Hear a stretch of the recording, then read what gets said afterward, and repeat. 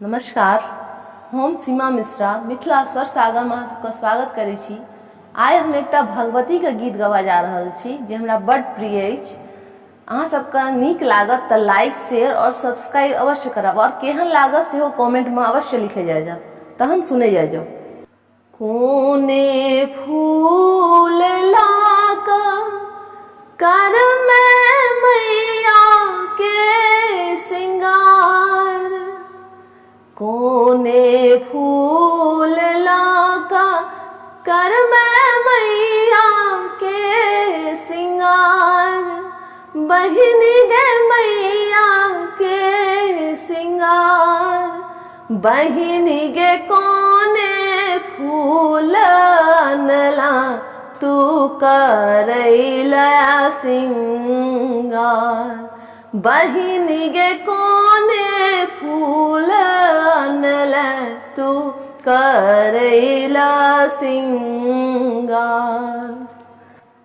लाले रे अड़हुल अनलो लाले रे गुलाब, भैया यो लाले रे गुलाब, भैया यो बेलिया चमेली अनलो लाले कचनार, भैया यो बेलिया चमेली अनलो लाले कचनार।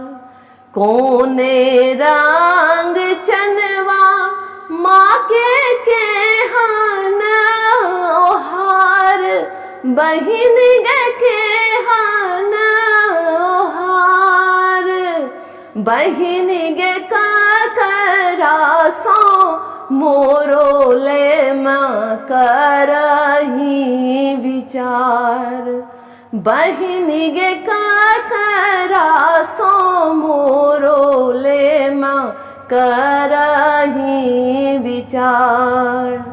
लाले रंग चनमा माँ के लाले रे ओहार, भैया यो लाले रे ओहार, भैया यो मालिया सो मोरो लेबै के लिए विचार, भैया यो मालिया सो मोरो लेबै के लिए विचार।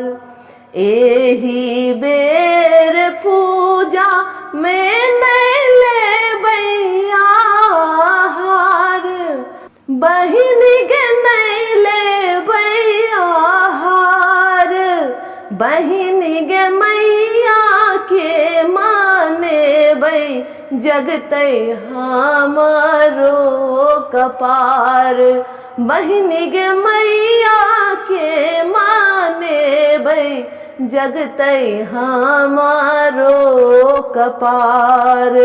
10 दिन देखायब साँझ मैया दरबार, भैया यो मैया दरबार, मैया यो आचर टांगायब जगतै हमारो कपार, भैया यो सबा का संगे जगतै हमारो कपार, भैया यो सबा का संगे जगतै हमारो कपार।